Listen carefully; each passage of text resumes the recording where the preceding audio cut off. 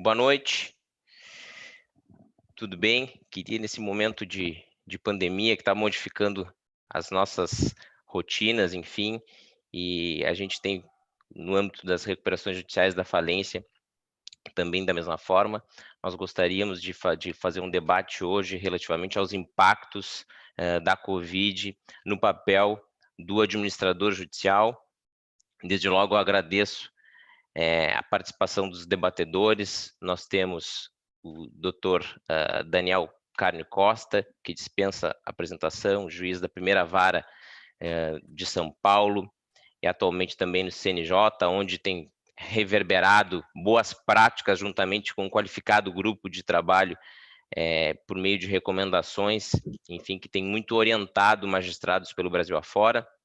Também vamos ter o doutor Alexandre Boeira, que é juiz aqui do Rio Grande do Sul, da vara especializada regional de Novo Hamburgo. Muito se fala na especialização das varas, até uma recomendação do CNJ, mas de nada adianta especialização de varas sem especialização de pessoas. E o doutor Alexandre é um bom exemplo, realmente. As suas decisões são muito judiciosas e acabam ecoando pelo estado afora, e não é de graça, ele está sempre presente em congressos e palestras, e se atualizando conosco, vai compartilhar também as suas experiências. E como administradores judiciais, eu sou sócio da Brizola Japur, advogado, mestre aqui pela URGS de Porto Alegre.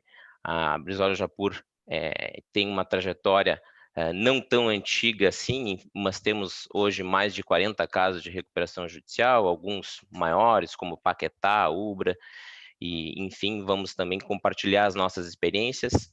Temos a doutora Elisa Fazan, que é sócia da Expertise Mais, tida e a vida como a rainha das perícias prévias. Tem um livro conjunto com o doutor Daniel Carnio, que não é nenhum segredo, enfim, acaba norteando o trabalho dos administradores judiciais como um todo, né, pelo Brasil afora. E, enfim, temos a doutora Luciana, que é diretora da Álvares Marçal. Enfim, a Álvares Marçal é hoje administradora judicial nada mais, nada menos de casos como Avianca, Odebrecht, e vai compartilhar um pouco das experiências conosco, especialmente da Assembleia de Credores Virtual, que foi feito agora no caso Odebrecht, enfim, que na verdade foi um leading case, e certamente tem muitos outros administradores judiciais. Ontem mesmo o Ibajude fez um evento para, enfim, fazer uma demonstração de uma assembleia virtual. E, por fim, mas não menos prestigioso, o Dr. Mário, que é diretor da PwC, uma das principais empresas de auditoria do mundo, e também à frente de grandes casos no Brasil, especialmente em São Paulo. Bom, pessoal, coube a mim esse duplo papel de debatedor, apresentador / mediador. Enfim, mas a sistemática, só para passar a sistemática, a formatação que nós entabulamos rapidamente, eu vou passar a palavra para cada um dos debatedores, que vão ter de 8 a 10 minutos, e ao final a gente vai pegar algumas perguntas que esperamos que o pessoal faça pelo YouTube, e nas considerações finais, cada debatedor vai ter a oportunidade de fazer um comentário. Bom, sem maiores delongas, eu passo a palavra para o doutor Daniel. Bom, muito boa noite a todos. Muito obrigado, doutor Japur, pelo convite para participar desse evento. É um prazer e uma alegria poder rever amigos que há muito não encontrava, pelo menos agora não encontro pessoalmente, mas vejo, né, Elisa, doutora Luciana, que até pouco tempo atrás nos víamos praticamente todos os dias no dia a dia das recuperações judiciais e falências lá na primeira vara. Então, é uma felicidade dobrada poder participar tanto do debate como poder rever esses amigos que há muito não via. Muito obrigado também por ter a oportunidade de participar de um debate com os outros colegas, com o Alexandre, que também não ouvia há muito tempo. É um prazer revê-los a todos. Bom, sobre o tema do debate, quais os impactos que essa crise da pandemia de Covid-19 pode trazer na atuação dos administradores judiciais? Eu venho já há muito tempo desenvolvendo uma teoria, que é a teoria das funções transversais do administrador judicial. Né? Da onde vem essa história de funções transversais? Né? Quando a gente analisa a estrutura de um processo de falência e de recuperação judicial, nós percebemos que ele se estrutura em duas linhas paralelas e simultâneas de trabalho. Né? Nós temos uma linha de trabalho que é a linha de verificação de créditos e formação das listas de credores, e, paralelamente a essa linha, uma outra linha de trabalho que, no caso da falência, constitui na arrecadação, avaliação, venda e pagamento de bens e pagamento de credores, e na recuperação judicial, a apresentação do plano, a realização da AGC, fiscalização do plano até o encerramento da recuperação judicial. E a lei, ela regula as funções do administrador judicial em cada uma dessas linhas de trabalho. Então, nós vamos encontrar na lei o que o administrador deve fazer na formação das listas de credores, o que o administrador deve fazer na outra linha de trabalho, seja arrecadação, avaliação, venda e pagamento, seja acompanhamento e fiscalização da recuperanda, realização da AGC, etc. Essas são funções lineares do administrador judicial. Entretanto, o administrador ele também tem outras funções que não estão expressas na lei, mas que decorrem de uma interpretação adequada da lei de acordo com as suas finalidades, a partir da teoria conhecida também como teoria da superação do dualismo pendular.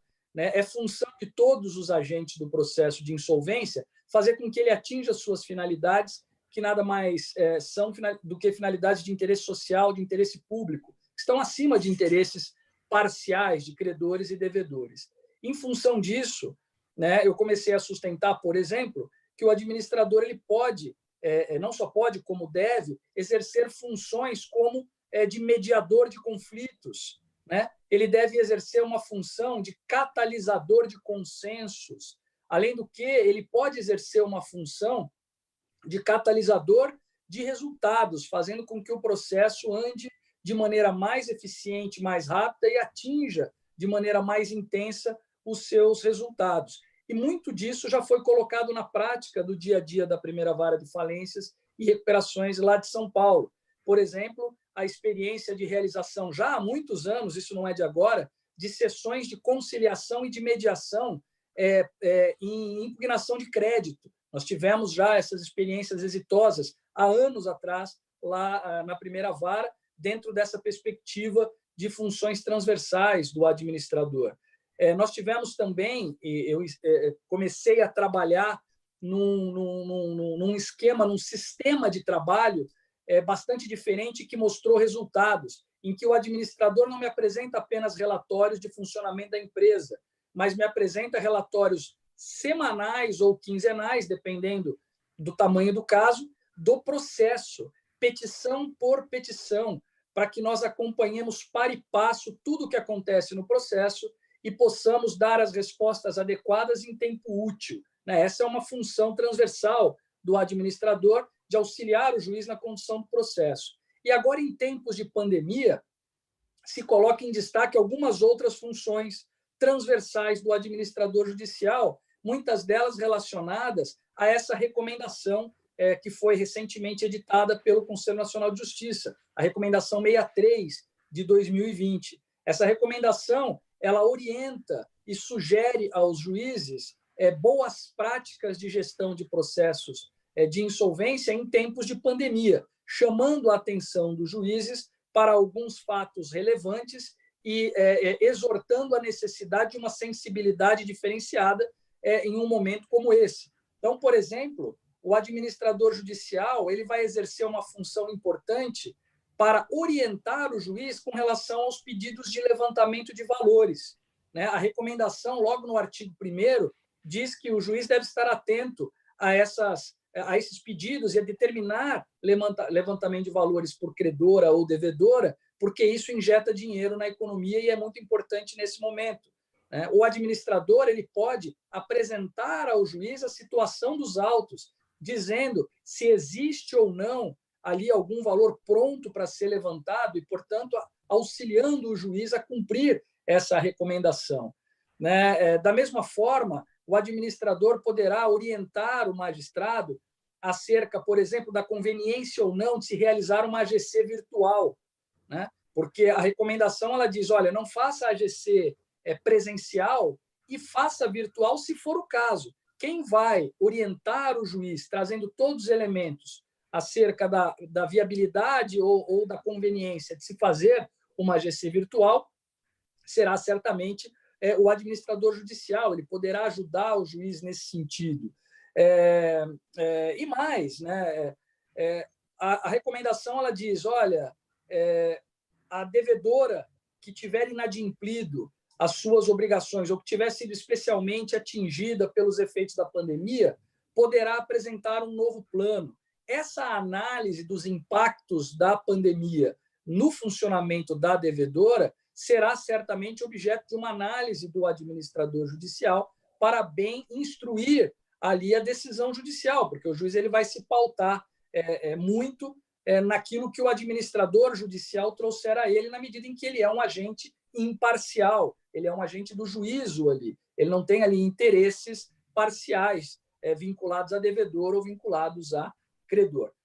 Portanto, da mesma forma, e por fim, em processos de recuperação judicial, falência, ou até em outros processos que não sejam exatamente processos de insolvência, mas que tenham algum tipo de vinculação e que atinjam, de alguma maneira, a massa falida ou a recuperanda, o administrador judicial vai exercer um papel fundamental na orientação e no esclarecimento dos fatos para o cumprimento do artigo 6º da recomendação, que diz que o juiz deve ter uma especial sensibilidade, uma especial atenção e cuidado com a determinação de atos materiais de desapossamento ou de execução, despejo, desalojar de maneira definitiva um agente econômico da sua atuação, correndo o risco de, com isso, encerrar definitivamente uma atividade que vai ser importante no momento de retomada da economia. Portanto, eu acho que a crise da pandemia coloca sobre o administrador uma nova gama de funções transversais. São funções que não constam de maneira expressa em nenhuma das linhas de trabalho definidas pela lei, mas são funções que decorrem naturalmente de uma interpretação adequada desses institutos voltada à realização de suas finalidades e que perpassam na diagonal, por isso funções transversais, e que perpassam na diagonal as duas linhas de trabalho. Eu já tive a experiência e o prazer de trabalhar em processos com Luciana, com Elisa, e foi sempre uma experiência muito exitosa o desenvolvimento dessas funções que agora se tornam ainda mais relevantes em tempo de pandemia. Muito obrigado, doutor. Muito claro. Desde logo, já vamos passar a palavra para o doutor Alexandre para fazer as suas considerações sobre os impactos, enfim, da pandemia no papel do administrador judicial. Boa noite, Zé Paulo. Boa noite, Daniel. Prazer em vê-lo novamente. Boa noite, Isa. Muito prazer em conhecer. Boa noite, Luciana. Boa noite, Mário, igualmente. É bom falar depois do Daniel, porque a questão teórica e a prática e as próprias teorias ele explica de forma excelente. A gente pode partir daí para conversar sobre os efeitos. A proposta é os efeitos da pandemia nas funções do administrador judicial. Esse é um aspecto que decorre do impacto da pandemia sobre toda a sociedade, sobre os empregos, sobre os negócios, sobre a atividade, sobre o nosso ir e vir, sobre o judiciário de um modo excepcional, que nós estamos esperando que aconteça em breve, já está acontecendo, mas o futuro prevê que seja bem maior. Para saber como vai trabalhar o administrador judicial nos processos em tramitação ou nos processos novos decorrentes da pandemia, é preciso que a gente veja como é que nós vamos lidar com essa incerteza. Vocês me escutam? Ótimo. Sim. A crise é uma crise sistêmica. O judiciário já enfrentou muito bem crises financeiras, já enfrentou crises de câmbio, já enfrentou crises setoriais, especificamente com atividade de exportação. Já houve um grande número de recuperações judiciais, em algumas ondas de recuperações judiciais, que a gente teve a possibilidade de enfrentar e dar uma resposta muito boa. Mas uma crise sistêmica, uma crise que pega como um todo a economia e a vida das pessoas, a gente não teve a oportunidade de enfrentar ainda, e é isso que nós estamos enfrentando. Então, há um movimento legislativo, há um movimento do executivo, um movimento do judiciário, que também trabalha em contato com o legislativo, de produção de ferramentas para que a gente possa lidar com aquilo que a gente espera receber. Algumas coisas eu acho de vital importância para que o judiciário e o administrador possam exercer seu ofício, possam abarcar as novas funções que vão ser exigidas, com a capacidade de dar uma resposta célere e eficaz. Porque quando a gente trabalha em direito empresarial, a gente sempre precisa pensar que o tempo da decisão judicial, o tempo do direito, o tempo de dizer o direito, deve ser um tempo economicamente útil. Não me adianta uma linda decisão, uma decisão fundamentada, uma decisão que vá exaurir a matéria e que não chegue a tempo para atender a necessidade de uma empresa em recuperação. Isso é essencial. Então, o que acontece? Nós precisamos de ferramentas para lidar com isso, ferramentas para o administrador judicial trabalhar assim. As ferramentas elas estão vindo por recomendações do CNJ, por projetos legislativos em tramitação, mas eu acho que nós não chegamos ainda a tempo. Nós ainda não temos, nós ainda estamos um pouco atrasados na elaboração dessas ferramentas. Alguns países do mundo já têm isso, ainda que a gente esteja uma ou duas, ou um pouco mais que isso, semanas atrasadas em relação à Europa, quanto à pandemia. Nós estamos mais que isso atrasados quanto às ferramentas necessárias para trabalhar.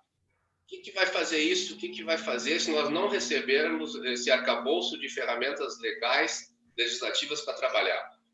Nós vamos ter que usar os princípios, nós vamos ter que recorrer à fundamentação pelo artigo 47, pelo artigo 57, no caso de recuperação ou no caso de falência, para dar a resposta desejável, útil e justa para o caso concreto. Então, como funcionaria isso nas funções do administrador? Partindo do pressuposto das funções transversais, que é a teoria que o Daniel defende muito bem e que eu acho que todos nós estamos utilizando no judiciário. O administrador é um profissional especializado, um profissional capaz, que tem uma equipe multidisciplinar por atrás dele, dando essas informações, levando ao juízo todas as informações necessárias para que a decisão seja útil, célere e que atenda aos pressupostos da lei. Esse crescimento que se espera, esse crescimento de escala e crescimento de tecnologia, de virtualização dos processos, virtualização da Assembleia, virtualização dos atos, que decorre de um movimento que já existia, mas agora ele vai ter que ser muito incrementado pela impossibilidade de contatos físicos, que a gente não sabe até quando perdura. Muitos de nós conversam, bom, agora, quando terminar a pandemia e nós retomarmos os nossos atos, vamos fazer assim. Quem disse que vai terminar? Quem disse que nós não estamos nos adaptando a trabalhar de outra forma? E se quando terminar não vai ser mais útil usar essas ferramentas que nós criamos agora, a Assembleia Virtual, teve um artigo ontem, a Assembleia Virtual, ela veio para excepcionalidade ou ela veio para ficar? O administrador, ele vai ter que se adaptar para trabalhar num aumento de escala de produção. Eu vou fazer as minhas funções lineares e minhas funções transversais exatamente como eu fazia antes, só que com volume maior? Eu imagino que não. Ele vai ter um aumento de escala e um aumento de qualidade e um aumento de tecnologia. O administrador vai ter que fazer outras funções e outros modos. Nós vamos ter várias decorrências disso. Nós vamos ter que reunir pessoas e convencer pessoas que elas vão ter que participar remotamente de uma decisão que diz respeito ao seu crédito. Nós temos uma dificuldade aqui no Sul, não sei, José Paulo, se comunga com a minha ideia, mas aqui no Sul a percepção que eu tenho, até pelo caráter litigante do gaúcho principalmente, que as empresas preferem e muito fazem ingressar com uma discussão individual de cada contrato. Eu estou com uma dificuldade desse meu contrato que venceu hoje, que eu teria que pagar amanhã, ou aquela obrigação se tornou excessivamente onerosa para mim, porque a minha fábrica está fechada, eu vou entrar com uma ação revisional. E sobre esse mesmo contrato, o credor entrou com uma execução. Não há uma ação de busca e apreensão. Então, a gente tem que trabalhar tanto o judiciário quanto o administrador em buscar criar a coletivização dessas decisões, de transformar o processo num processo que atenda não o contrato, mas sim as partes do contrato que atenda a empresa de modo coletivo com seus credores, e como trazer isso para o judiciário. Normalmente, a porta de ingresso da recuperação judicial, e muito mais que isso, a negociação prévia que está prevista no projeto, que é uma ferramenta que nós vamos ter que utilizar, se ela sair o projeto ou não, nós vamos ter que fazer de alguma forma. Nós vamos ter que fazer ela por criação legal ou por criação jurisprudencial, mas ela vai ter que ser feita. Como é que nós vamos incentivar que as empresas ingressem na negociação coletiva e não busquem para cada contrato ter 1, 2, 3 ações sobre isso? Como que eu vou fazer? Qual é o papel do judiciário? Qual é o papel do administrador na fase pré-processual, inclusive, de mostrar ao devedor e ao credor que eles precisam enxergar a floresta, eles não podem enxergar a árvore. Se eles enxergarem a árvore, eles podem resolver um problema, mas não vão resolver a situação. E também mostrar que a recuperação, seja ela extrajudicial ou judicial, ela não cria dinheiro, ela não cria empregos. Isso é preciso vir do Poder Executivo e do Poder Legislativo. Esse socorro às empresas, o judiciário não pode dar. O judiciário pode dar um respiro. O judiciário é o respirador artificial, ele não é o médico. Eu posso dar uma sobrevida para que a empresa se organize. Uma recuperação judicial, uma recuperação extrajudicial é uma organização. É assim, para tudo, vamos conversar. Essa é a função do administrador, que eu acho que cresce muito mais ainda da mediação dos conflitos menores que surgem dentro do processo maior. Essa função, pela multiplicação de processos que nós devemos sofrer e pelo aumento de escala e de qualidade dessas decisões, de profundidade das matérias que nós vamos ter que enfrentar. Nós vamos ter que enfrentar o que vai ser força maior, o que não é força maior, aonde se aplica essa empresa, porque a paralisação, a pandemia, ela não atinge todas as atividades, apesar de atingir todas, ela não atinge todas da mesma forma. Nós temos atividades que estão trabalhando, que temos atividades que estão, inclusive, se reinventando, já estão fazendo isso no período de crise. E tem outras atividades que simplesmente estão paradas porque não tem o que fazer. Nós não vamos atingir da mesma forma o setor de logística, de transporte, que está trabalhando, ainda aqui no varejo, na questão da teleentrega, assim como nós vamos atingir a questão das empresas aéreas, o turismo.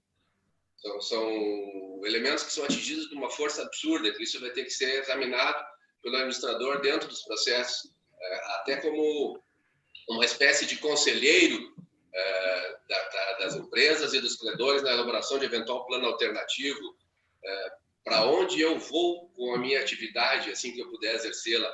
Essa minha atividade, do modo que eu exerço, ela vai sobreviver à pandemia ou eu preciso me reinventar? Nós não sabemos, por exemplo, no incentivo à geração de empregos. Isso foi muito fácil, entre aspas, durante algum período. Eu preciso gerar empregos, eu vou investir forte na construção civil e vou investir forte na indústria automobilística. Será que nós vamos investir em compra de imóveis e troca de imóveis, e compra de carro e troca de carro, no futuro, da mesma forma como nós investimos antes? Então, todo esse conhecimento, toda essa observação que a gente tem que fazer da situação pela qual a gente vive e tentar fazer um exercício de previsão de como as empresas vão sair dessa situação vai ter que ser utilizado durante os procedimentos de recuperação judicial, de negociação prévia, de recuperação extrajudicial, que agora a gente tem a pré, a extra e a judicial. Tudo isso é função que o administrador vai ter que compartilhar com o judiciário. E sendo a crise do serviço público, a crise orçamentária, a crise fiscal, mais sensível ainda do que a crise privada em alguns pontos, o judiciário tem limitado o seu poder de investimento em pessoal, tecnologia, para poder fazer frente a isso. As empresas especializadas em administração judicial vão ter que entrar com esse potencial também, na realização dos atos eletrônicos, na realização dos atos virtuais. Vão ter que ter uma plataforma, vão ter que criar quem não tem, vão ter que ligar credor e devedor, muitas vezes, fora dos autos processuais, para que depois essa informação venha aos autos. A grosso modo, esse é o meu entendimento das funções do administrador, do impacto que ele vai sofrer.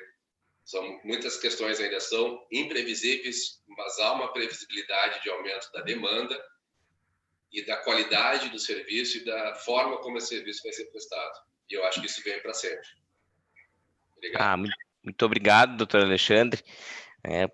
Depois eu vou descontar do meu período, mas eu também acho que aqui no Rio Grande do Sul a litigiosidade acaba sendo muito grande, e comungo também do entendimento do senhor que a gente precisa pensar o todo, né? Essa questão tem muitas vezes se criticado, tenho assistido algumas lives, a questão do PL, a moratória. Bom, com certeza nós temos que cuidar para não haver um comportamento oportunista de um ou de outro agente econômico, mas com certeza haverá uma enxurrada, né, de demandas revisionais, mas é importante que nós digamos, o administrador judicial auxiliando o Poder Judiciário de consertar, né, decisões, na verdade, para o todo. Isso com certeza vai ser uma realidade, e tenhamos ou não uma regra específica para isso, os magistrados da jurisprudência vai acabar criando. Aliás, já tem uma criação lá na comarca de Santana do Livramento nesse sentido. Então acho que é bem importante que nós pensemos conjuntamente mecanismos nesse sentido. Bom, vou passar a palavra para a doutora Elisa Fazan, que, enfim, até mesmo a questão das perícias, enfim, até mesmo para analisar a idoneidade de um ou de outro crédito, enfim, pode compartilhar essa experiência conosco e também como que está sendo para a Expertise Mais a mudança das funções durante a pandemia. Bom, boa noite a todos. Eu quero agradecer ao Japur, que me convidou para essa live.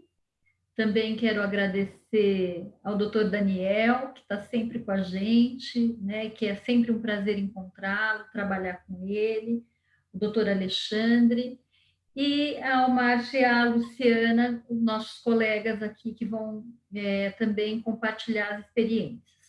A primeira coisa que eu queria dizer para vocês é que não está fácil ser administrador judicial nesses tempos, né?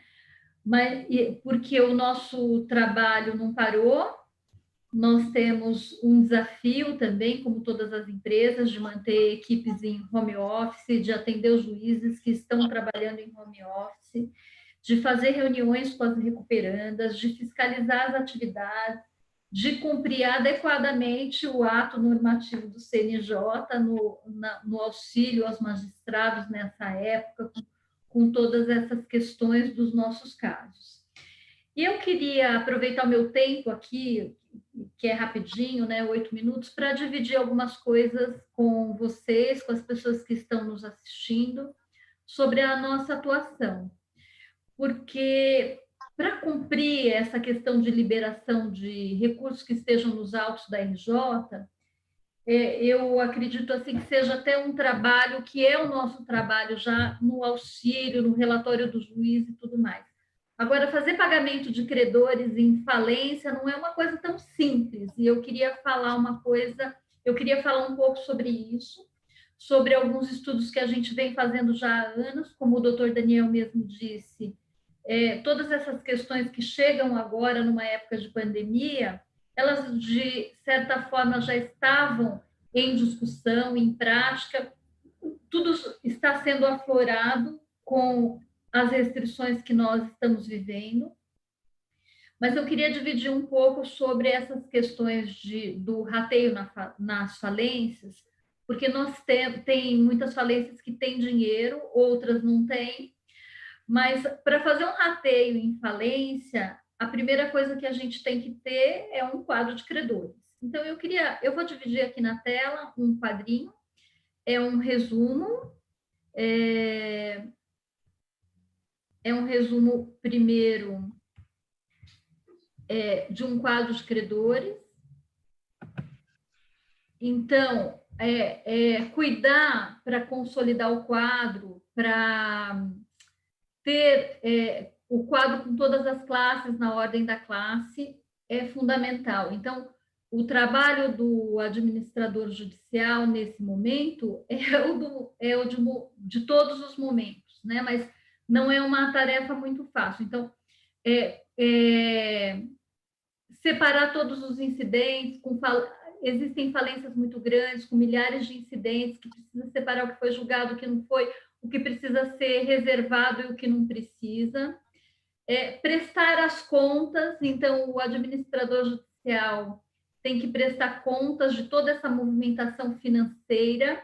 Isso é um trabalho que às vezes é mais fácil, às vezes não é tão simples assim, né? Nós discutimos modelos aí, inclusive com os magistrados das varas especializadas.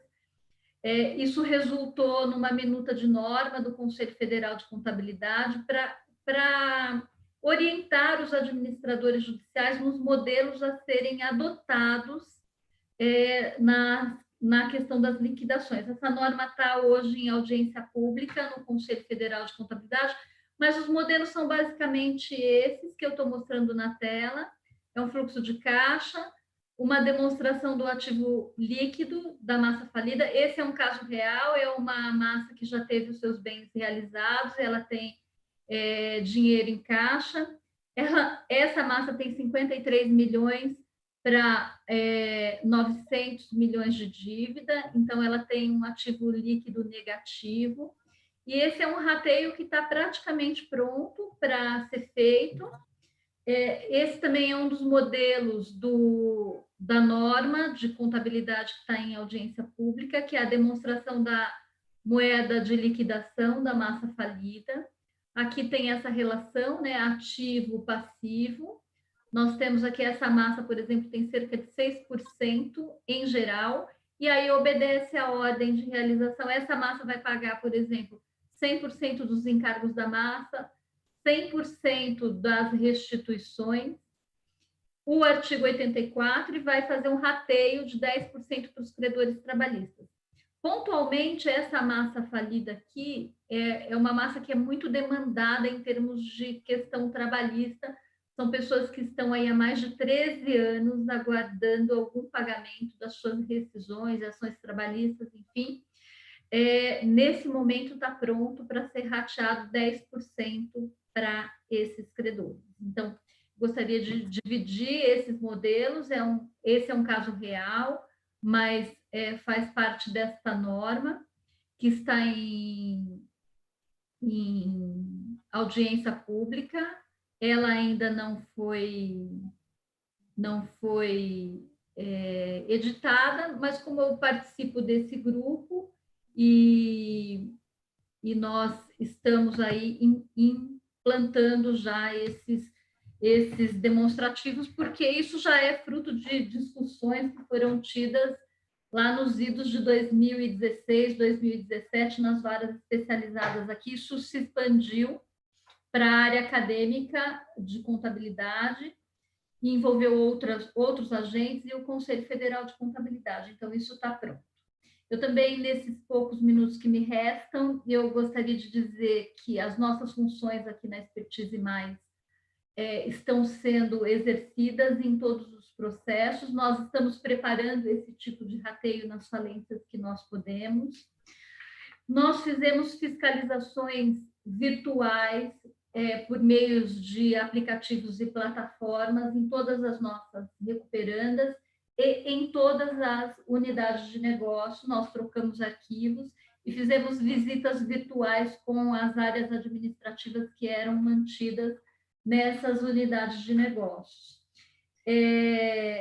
Foi um desafio para nós também, é um desafio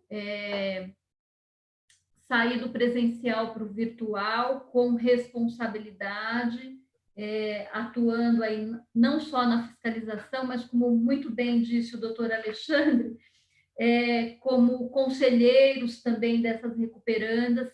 Muitas fecharam as suas portas por 15, 20 dias, voltaram a atuar também num misto de atuação virtual com física. É um desafio para todos, mas eu quero dizer para todos os colegas que estão aqui nos assistindo que é um desafio possível, né?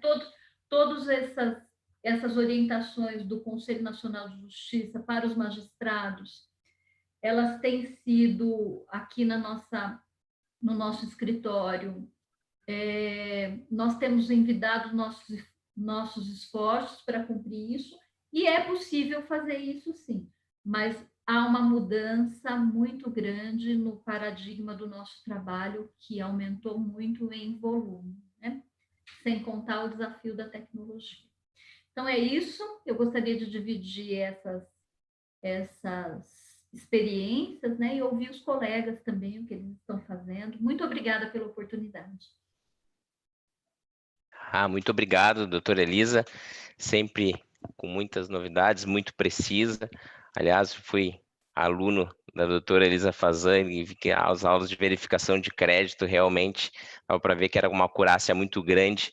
Enfim, compartilhou conosco um pouco dessa experiência. Muito obrigado. Eu gostaria agora de passar a palavra para a doutora Luciana da Álvares e Marçal, para, enfim, compartilhar também conosco como está sendo a experiência da Álvares à frente dos processos que tem conduzido, as novidades durante o período, compartilhar um pouco da questão da AGC virtual. Doutora Luciana, por favor, muito obrigado. Boa noite a todos. Obrigada, José Paulo, aí pelo convite. É um prazer estar aqui com todos vocês, rever alguns dos profissionais que eu encontrava com frequência no fórum, de ficar esperando no corredor do fórum. Nosso banquinho, né? Nosso banquinho, que foi tirado da última vez, o nosso banquinho. Doutor Daniel, prazer revê-lo, ver que o senhor está bem, todos estão bem, isso é importante. Bom, na mesma linha aí do que os nossos colegas falaram, em especial a doutora Elisa, que comentou das funções e das atividades, nós, como administradores judiciais, também procuramos, ao longo desse período, desde que começou esse ambiente de pandemia, manter o ritmo dos trabalhos, né? Então, por exemplo, os prazos, mesmo estando suspensos, a gente decidiu que nós contaríamos e iríamos cumprir todos os prazos para não ter volume e também para não passar a ideia daquela paralisia completa, né? Porque você tem toda uma equipe, um grupo de profissionais, tem o lado pessoal e individual, que é uma coisa, para muitos de nós, é uma novidade, essa questão de você se ver podado, de sair, ter que ficar recluso, então você tem que trabalhar o profissional, né, dar a ele a oportunidade e de manter uma certa rotina para ir se adaptando a essa situação de quarentena, de pandemia, e também passar para o processo que as coisas elas têm que ir andando. No começo é um passo a passo, uma coisa mais devagar, mas tem que ir andando. Então, uma das primeiras atitudes que nós tomamos foi, vamos contar o prazo e dar andamento ao processo, né? Porque aqui em São Paulo, os cartórios continuaram mandando, né, dando um fluxo também para não acumular.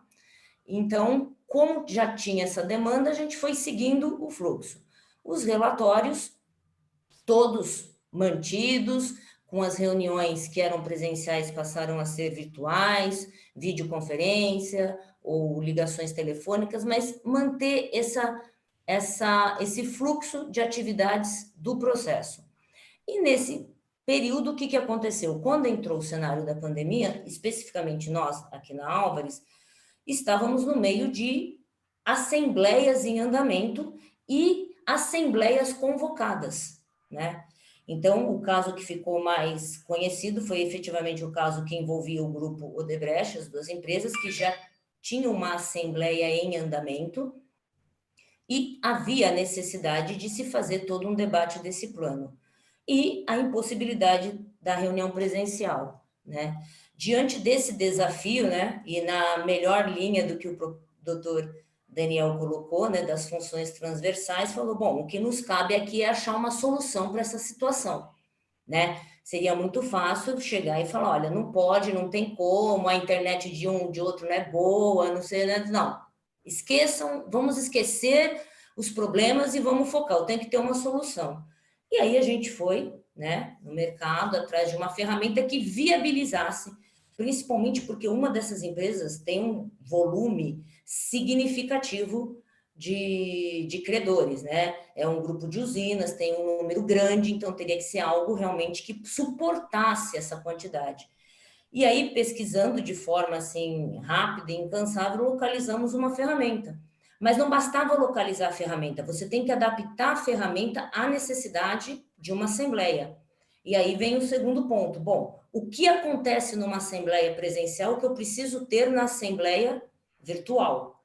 E aí nós fomos, então, trabalhando a ferramenta de modo que ela ficasse, não diria 100%, mas 99% presencial, né? Então, a ferramenta em si foi trabalhada de modo que eu permitisse ter uma identificação adequada, que eu consiga saber efetivamente que a pessoa que entrou na sala é o credor, é o representante do credor, de modo que eu possa dar voz, vídeo para a pessoa, né? Inclusive, a ferramenta ela tem a possibilidade da pessoa, de repente, só escrever o que ela quer, ou ela quer ter acesso a voz e vídeo, falar de viva voz, libera, ela vai, fala, debate, né?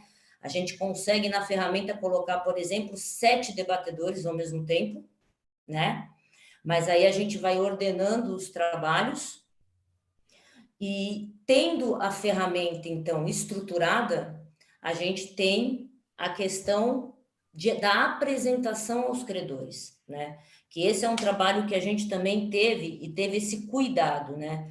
Primeiro de ir no processo, levar o passo a passo da ferramenta, como que você entra na ferramenta, o que você precisa ter no seu computador.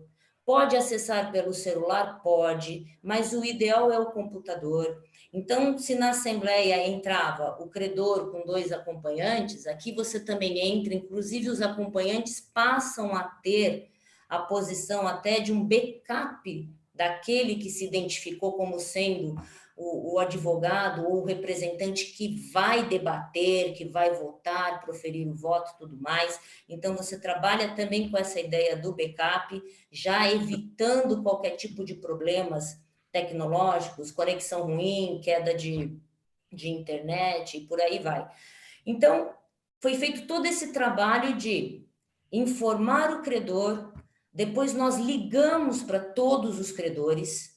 A gente teve esse trabalho muito minucioso de entrar em contato com o credor, falar da ferramenta, explicar que ele vai receber um e-mail, como é que funciona.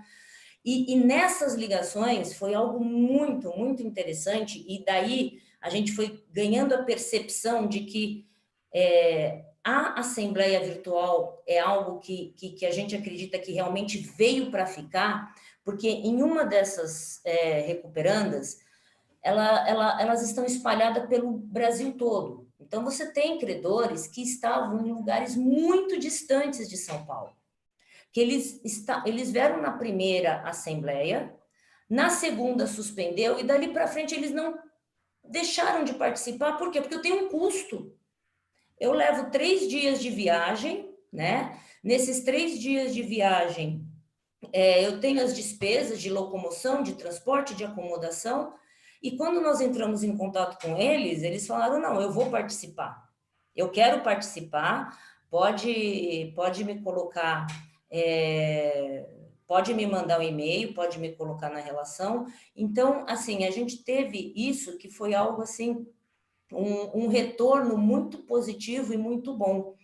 E aí, rompendo essa barreira que a gente teve em relação ao contato com os credores, aí a gente, então, entrou efetivamente na sala, né? Na sala da Assembleia Virtual. E o que a gente tem na sala da Assembleia Virtual? A ferramenta, a gente também teve que pensar na preocupação da apresentação. Então, os credores, eles podem... os credores não, a Recuperanda, ela faz a sua apresentação, ele está disponível para compartilhar as telas, assim como a gente estava fazendo aqui, existe essa possibilidade, e também existe a possibilidade na ferramenta da gente colocar um link direto. Então, por exemplo, se eu estou falando de um plano, e o plano é muito grande, mas eu já quero dar acesso aos credores do plano e da mudança, a ferramenta permite que a gente faça uma linha, né, de link, Então, eu estou aqui na minha tela e tem aqui, acesse o PRJ aqui. Clica, ele vai direto para a página da internet, onde o PRJ estaria lá disponível para fazer consulta. Outra coisa muito assim, positiva que a gente percebeu no contato dos credores é que na Assembleia Virtual, você não tem o espaço da limitação física, né? Se eu tenho uma sala que cabem 300 e por um acaso a empresa gostaria que o seu departamento financeiro participasse, ou o seu jurídico interno participasse para acompanhar, na Assembleia Virtual todos eles conseguem acompanhar, porque na sala eu posso ter o representante com os seus 2 acompanhantes como backup, mas todos eles conseguem assistir à Assembleia na posição de ouvinte e interagir online com o seu advogado ou com o seu representante que está debatendo. Isso a gente percebeu de forma assim, ficou muito clara. Então, as empresas, elas conseguiam passar diretamente se aquela alteração, se aquela cláusula de pagamento do plano era boa ou não para ela. E aí o advogado já podia aparecer, pedir voz e debater, ou seja, foi uma experiência muito produtiva, né? A gente conseguiu colocar um número significativo de pessoas ao mesmo tempo na sala. Se um ou outro tinha algum delay de conexão, isso foi sendo superado. Todos devidamente identificados, e com isso a gente percebeu que a gente realmente atendeu as exigências de uma assembleia presencial no ambiente virtual, dando inclusive oportunidade de uma maior interação entre as pessoas do próprio credor, né? Entre as pessoas da própria empresa. Isso realmente foi muito, muito positivo, né? E a gente continuou, a gente já realizou 4 assembleias, amanhã eu tenho uma outra assembleia, também no mesmo esquema virtual, semana que vem tem mais 3, na outra semana tem mais 2, ou seja, os próprios credores foram se acostumando e percebendo que a ferramenta funciona. Por ser algo novo, outros cuidados também foram adotados por parte dos juízes, dos desembargadores, né, do nosso tribunal. Então, logo na primeira sessão que teve virtual, teve-se o cuidado de fazer a apresentação ou uma nova sessão de debates do plano, né? O plano já existia, já tinha sido apresentado, mas falou, faça-se uma nova apresentação do plano, vamos ver se todos os credores entram, participam, e estando ok esta sessão, a próxima sessão já pode deliberar o plano. E foi o que aconteceu. A primeira sessão foi muito bem sucedida, entraram, interagiram, todos os credores que quiseram falar, falaram, e com isso já tivemos a segunda sessão, onde o plano foi votado, né? E aí, eu só chamo a atenção porque, nesse caso em especial, a Assembleia demorou algumas horas, cerca de 7 horas, mas também pelo volume. Ali nós tivemos 20 planos, 20 empresas, todos debatendo, todos interagindo, então, quer dizer, era um volume significativo. As atas foram feitas, né? Isso também é muito importante. Algo que acontece na Assembleia presencial e que foi reproduzido na virtual. Todos os resultados são apresentados na hora.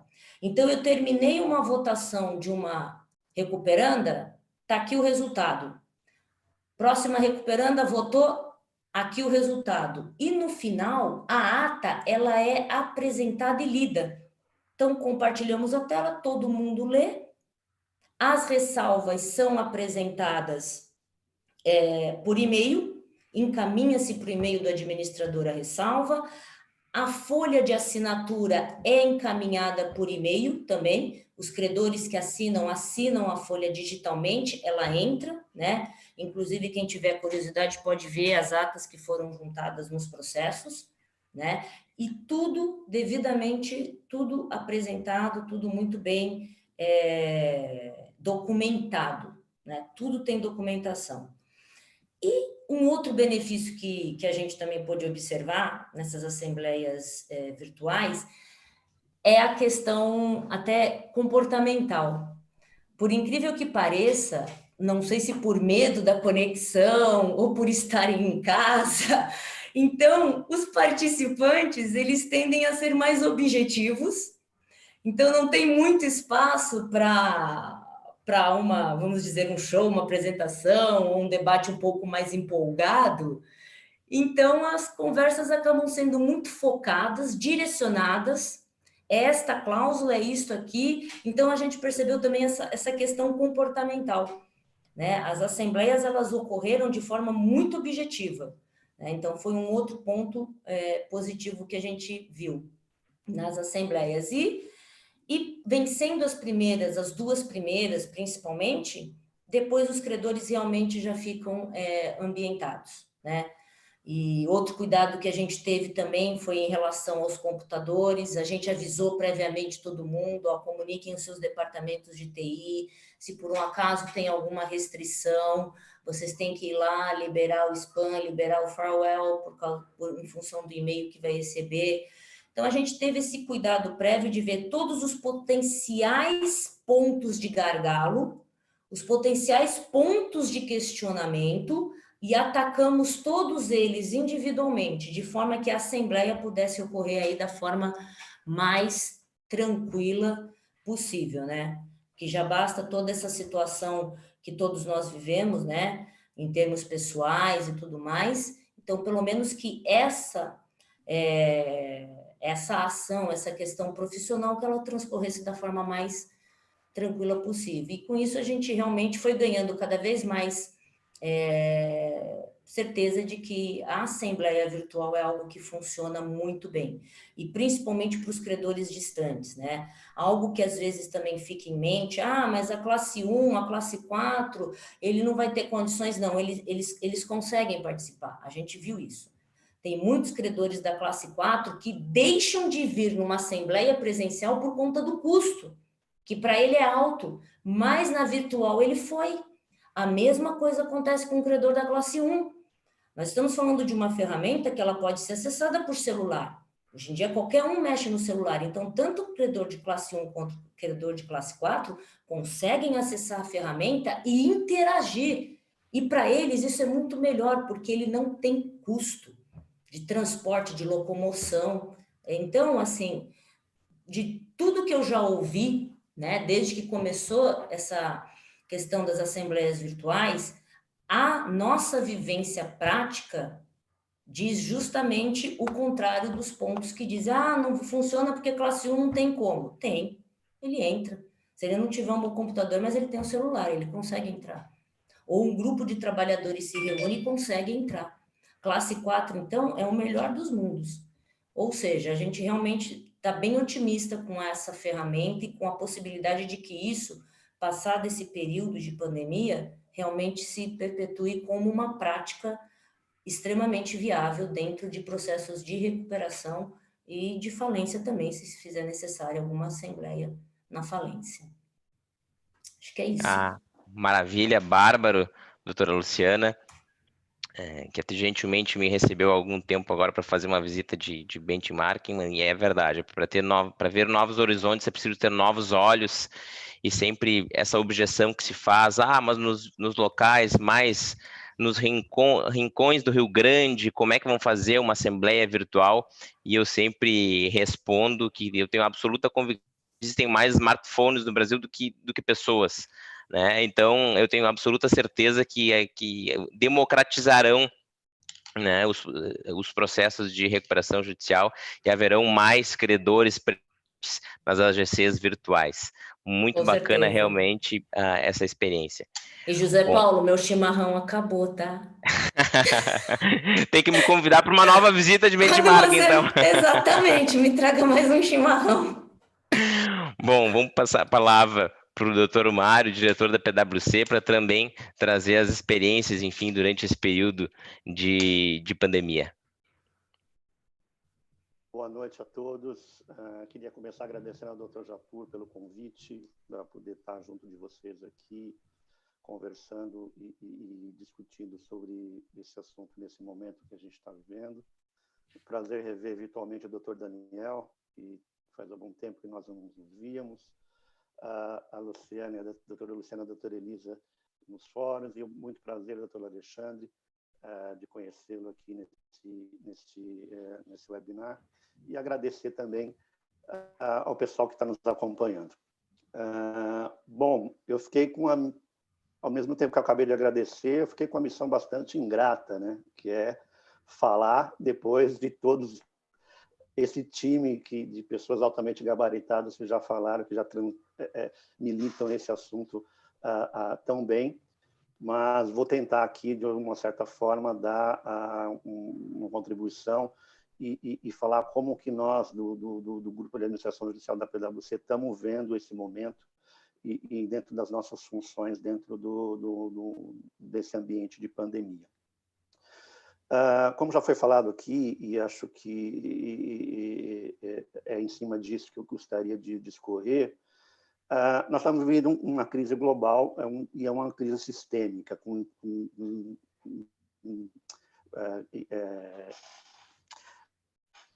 consequências globais. Perdão.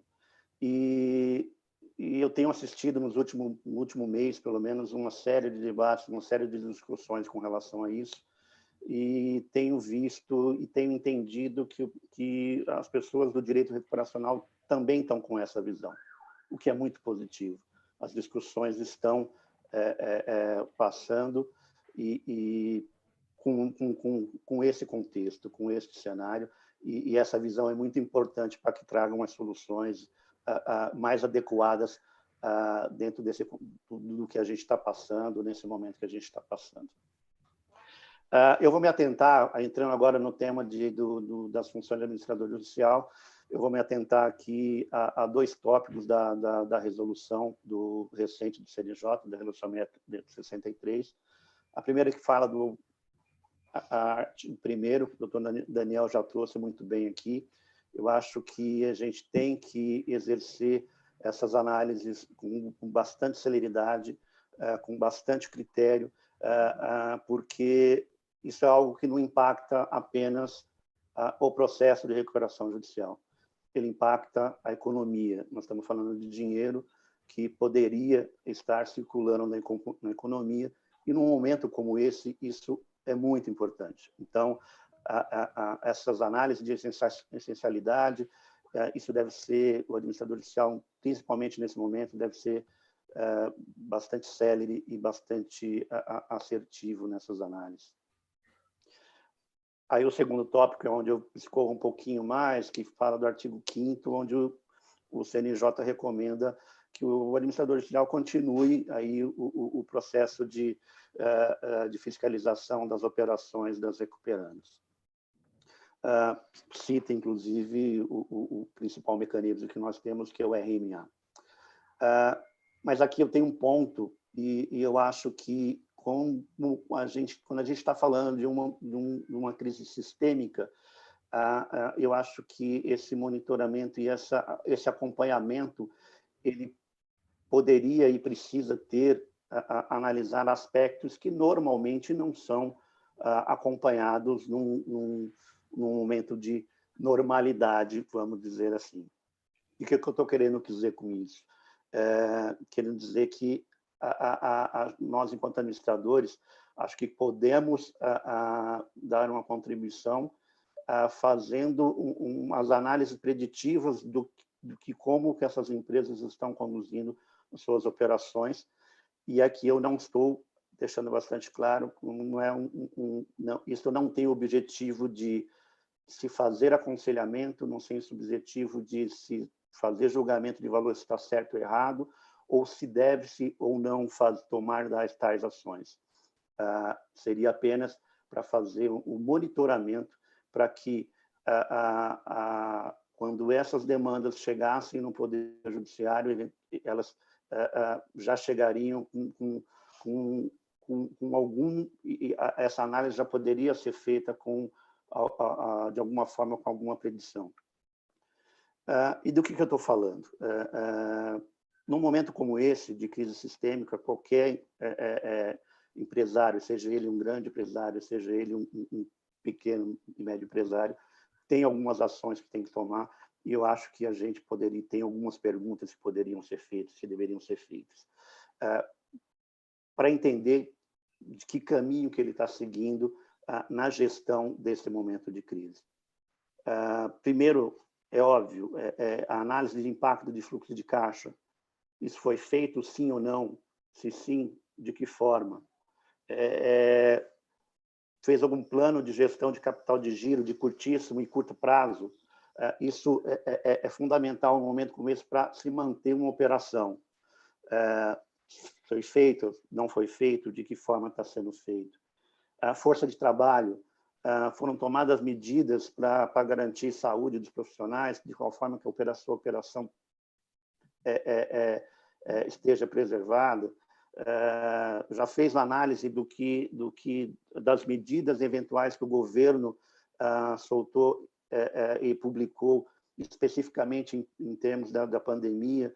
Já fez uma análise de aderência e viabilidade, se essas medidas podem ou não ajudar a recuperar ou as empresas em recuperação nesse momento de crise. E a grande pergunta é, mas, Mário, o que se fazer com essa informação? É monitorar. Quero reforçar, não é a função do administrador judicial indicar se deveria ter sido feito ou não, se deve fazer ou não. Não é a função do administrador judicial indicar se isso está certo ou não. Mas, a partir do momento que, através desse monitoramento, desse acompanhamento, a gente identifique, por exemplo, que eu tenho uma gestão de fluxo eu tenho uma gestão adequada do fluxo de caixa, mas não estou fazendo a preservação de fornecedores essenciais. Isso nos remete a falar, olha, pode ser que em algum momento isso pode ter um reflexo na cadeia de suprimento e que impacte a operação dessa companhia. E se eventualmente esse momento chegar, já é algo que de uma certa forma foi visitado, né? Foi visitado em termos de acompanhamento. Óbvio, eu estou falando de um momento especial. Nós nunca passamos isso anteriormente. Entendo que, como a gente já está dito aqui, acho que isso é mais uma das funções transversais de que nós estamos falando, porque, obviamente, isso não está escrito dentro do artigo 22, especificamente, que trata das nossas responsabilidades.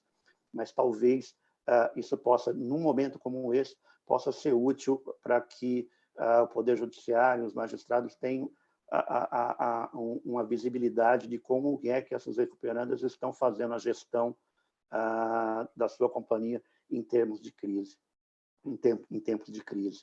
Mas eu vou falar pela terceira vez e prometo que é a última. Aqui não é para intervir na gestão da companhia, não é para dar aconselhamento, é para monitoramento, são análises preditivas. E, dentro dessa linha, o que a gente tem discutido na PwC também é que esse tipo de análise ele não basta ser feito olhando a recuperanda especificamente, isoladamente. Ele tem que ser feito dentro de uma visão setorial, tem que ser feito dentro do que está acontecendo com o setor de atuação daquela companhia. Porque os impactos são diferentes. Dentro do mesmo setor, nós temos cenários diferentes. Dentro da PwC, nós temos um trabalho que nós já chamamos de análises setoriais, que nós recebemos uma série de análises de vários setores de atuação na economia, e eu acho que, e eu entendo que essa análise que eu comentei, ela tem que estar feita à luz do setor de atuação dessa companhia nesse momento de crise, num momento como esse, especificamente. Porque um varejo discricionário ele não vai ter o mesmo impacto de uma empresa de um varejo não discricionário. Um varejo que, de repente, tem um mecanismo de e-commerce, o impacto dele é diferente daquele varejista que não tem. E acho que a gente tem que essa análise tem que ser feita olhando essa questão setorial, olhando o que está acontecendo no segmento de negócio daquela recuperando especificamente.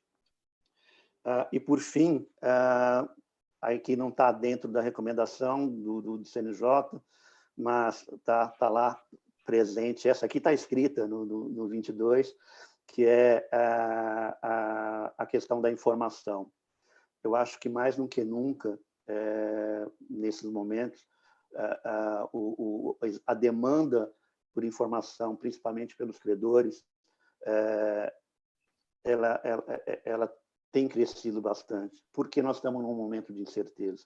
E o credor ele já está dentro de um processo no qual, de uma certa forma, independentemente do momento que aquela recuperação está, ele já passou por pode já ter passado por um momento de estresse dentro dessa recuperação, e ele demanda muita informação, ele demanda o que quer acontecer, e isso está lá, que é uma das nossas funções, prover essa informação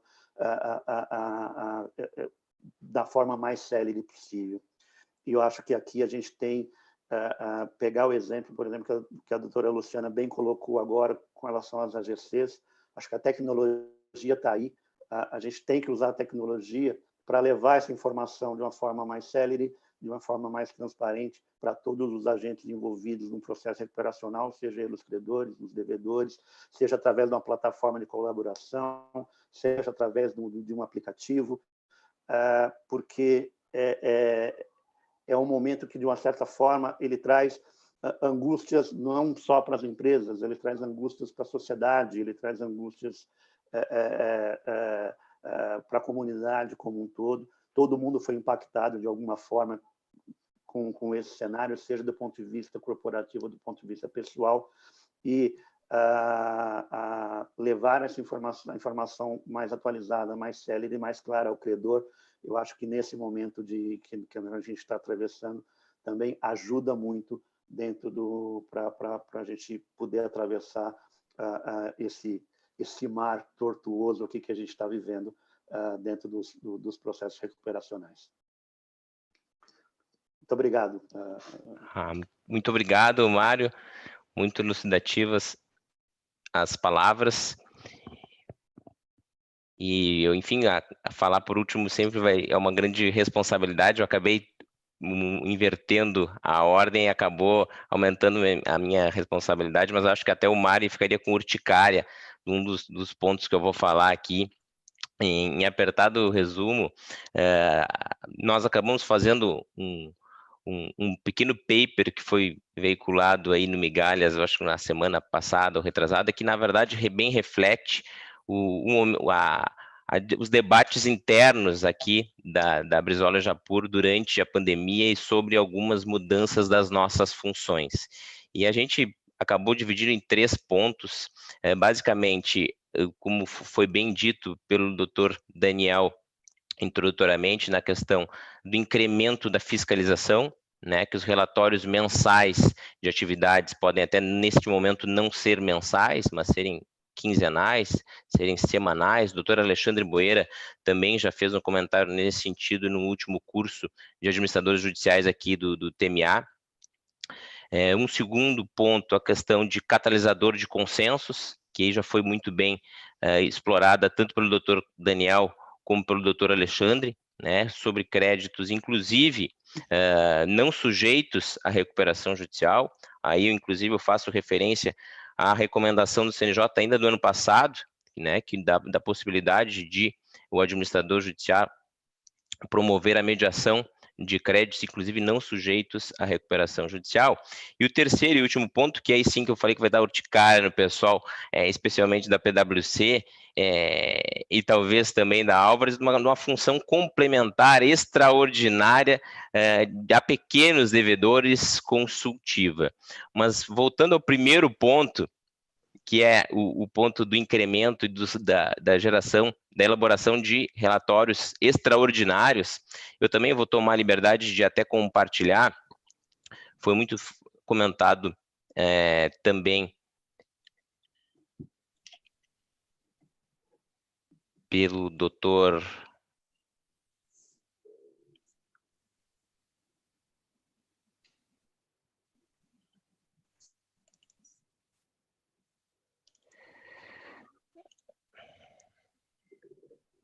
pelo Dr. Mário a questão das análises setoriais,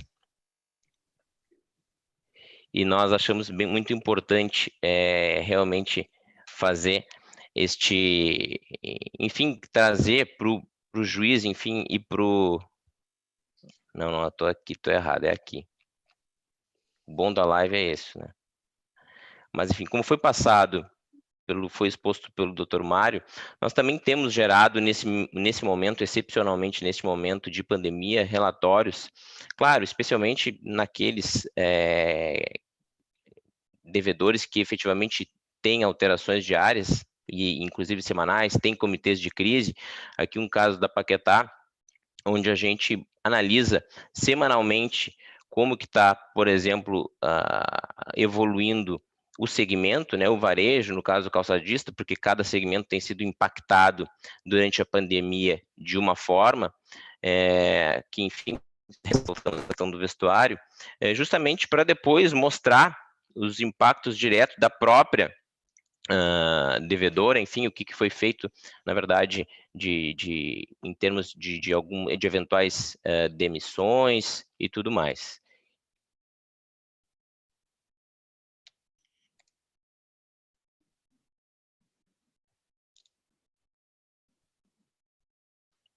Alô? Estamos ouvindo? Bom, então isso é uma primeira das funções que a gente realmente tem feito, tem incrementado a fiscalização, né, durante esse período de pandemia, porque até evitando maiores problemas, semana passada até o fake news chegou para o âmbito da recuperação judicial, o pessoal falando em questão de falência de uma empresa que a gente tradicional, da própria Paquetá, aqui a gente teve que correr, enfim, mas por certo esse acompanhamento diário, né, e gerando relatórios semanais, foi facilmente, enfim, observado que era uma situação fake, enfim, isso foi bem elucidado, mostrou realmente a importância de estar em constante diário com a recuperanda. O segundo ponto de catalisador de consenso, acho que já foi muito bem explorado pelo professor Daniel, pelo Dr. Alexandre, mas realmente eu acho que esse é um papel cada vez mais importante, né, no âmbito do administrador judicial, e tem sido cada vez mais demandado o administrador judicial a catalisar consensos, a promover sessões de mediação, né? Eu acho que, eventualmente, se não há, diferentemente de alguns casos, que a doutora Luciana trouxe um exemplo do caso de uma reestruturação bastante complexa, que certamente a realização da assembleia virtual foi muito importante para startar o pagamento de credores, para manter as atividades da devedora, mas eu acho que na grande maioria dos casos, pelo menos de casos pequenos e casos médios, o administrador judicial tem, neste momento, que, na verdade, trabalhar na catalisação, enfim, de consensos, promovendo maior debate, né, e expondo, dando transparência para os próprios credores da real situação, né, da devedora, né. E, por fim, a terceira função nesse período de pandemia que nós temos observado que mudou um pouco o papel do administrador judicial, e aqui eu faço a ressalva que é tão somente para pequenos casos, porque a grande maioria dos casos que nós temos aqui no Rio Grande do Sul são com passivos de até 10 milhões, né, e muitas vezes esses processos não são processos que tenham advogados experimentados, grandes consultorias, né, no dia a dia da empresa, auxiliando no seu erguimento. E neste contexto excepcional, que nós realmente acreditamos que não no sentido de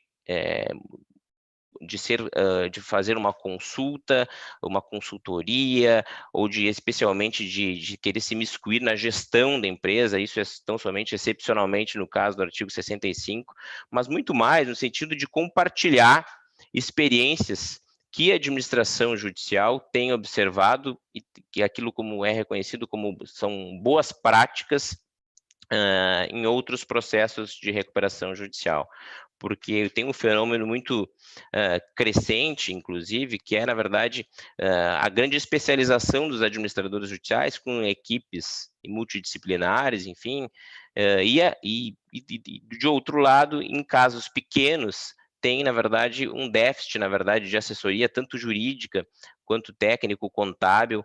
Então, a gente acredita, até eu vi que o doutor Alexandre falou, conselheiro de um novo plano, enfim. Então, com certeza, acho que a gente tem que tomar cuidado para não se imiscuir no dia a dia da empresa, mas nesse momento, excepcionalmente, a gente acredita que em casos menores, a gente tem que sempre cuidando, né, para não perder a imparcialidade, ó, naturalmente, mas enfim, também a gente acredita que gera um valor para a negociação coletiva como um todo, se a gente puder compartilhar aquilo que tem sido as escolhas, enfim, das empresas que têm todo esse suporte por detrás, né? Com certeza isso não vai ser necessário nem adequado numa recuperação judicial de uma empresa de um porte maior, né? Por exemplo, um caso que a gente até trouxe aqui o relatório, por exemplo, a Paquetá, talvez antes de terminar a reunião no CNJ com a recomendação, a empresa, enfim, timoniada pelo Dr. João Pedro Scalzilli, pela Galeazzi, enfim, já estava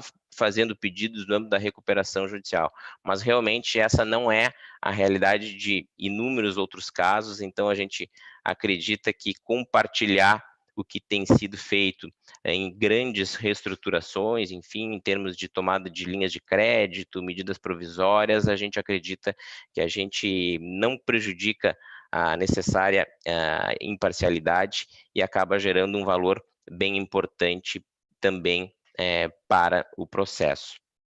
Bom, pessoal, eu acho que o recado que a gente gostaria de dar é esse.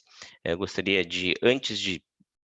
já desde logo parabenizar a todos e passar para uma palavra final, começando pelo professor Daniel Carnio, e até vou endereçar aqui uma pergunta, se achar que faz sentido contemplar nas razões finais. O pessoal pergunta se no PL emergencial não tem a possibilidade de gerar alguma, de contemplar alguma nova função do administrador judicial ou de prever alguma atividade que o administrador judicial possa contemplar com esse período de pandemia. Bom, obrigado, doutor Japur. Mais uma vez, obrigado pelo convite para participar desse painel virtual. Vou começar, então, pela resposta, né, à pergunta que foi colocada. O PL emergencial, nós tivemos uma discussão prévia sobre de que maneira essas medidas emergenciais deveriam ser endereçadas. Se deveriam ser modificações no PL que já está em andamento, que é o 622905, que, na verdade, mudou de número porque foi apensado, né? É o 10.220, né? Ou se nós faríamos uma lei apartada, porque nós trataríamos apenas e tão somente de questões absolutamente emergenciais e, na nossa visão, essenciais para dar resposta a essas questões prementes no momento de pandemia. Resolvemos, então, fazer um instrumento legislativo separado, justamente para não misturar aquilo que é uma alteração emergencial daquilo que é uma alteração sistêmica já discutida e em trâmite desde 2017.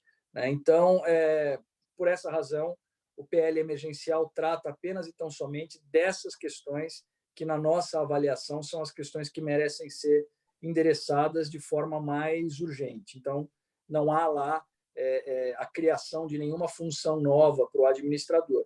Mas, se vocês observarem o 6229, né, o 10.220, vocês vão perceber que há modificações importantes em relação às funções do administrador judicial, todas elas nesse sentido de reconhecer a transversalidade da atuação do administrador nos processos de recuperação.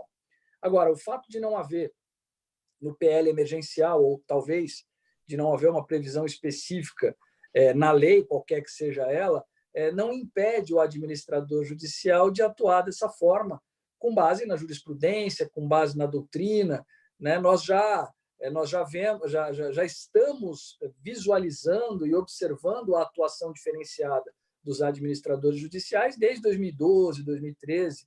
Né? Então, são novidades e são atuações proativas que acabam independendo de previsão legal, e, em certa medida, é até bom que seja assim, para não engessar a criatividade da atuação eficaz do administrador judicial. A jurisprudência ela é muito mais viva e muito mais ágil para moldar a atuação do administrador à realidade dos fatos do que a lei, que imagina uma situação estanque e depois essa situação pode se alterar. Então, respondendo objetivamente, não há nada sobre isso no PL, há disposições sobre administrador judicial no projeto de lei ordinário, né, no 6229, que, na minha opinião, deve andar junto com o emergencial, porque aquelas modificações que já constam lá no PL 6229 serão muito importantes para a recuperação da economia brasileira, porque regulam situações fundamentais, como, por exemplo, o financiamento do tipo DIP, né, o Deep Financing, regula a questão de consolidação substancial, traz para dentro do nosso ordenamento a insolvência transnacional, dentre outras alterações que são fundamentais para que a nossa economia possa ter uma retomada mais rápida. Então, eu acho que esses projetos devem andar juntos e, se andarem juntos, teremos modificações importantes também em relação à função do administrador judicial. E, por fim, como uma reflexão final e considerando tudo que foi debatido, eu acho que, ao término desse período mais difícil que nós estamos vivendo, em que estamos sendo forçados a nos reinventar do ponto de vista profissional, com a utilização dessas ferramentas tecnológicas que até pouco tempo atrás, pelo menos, eram desconhecidas para mim, né? Eu estou usando aqui essa plataforma Zoom pela 100ª vez nos últimos 10 dias, mas antes disso eu jamais tinha sequer ouvido falar desse tipo de plataforma, assim como outras plataformas, que permitem com que eu participe de muito mais atividades do que eu conseguia participar presencialmente.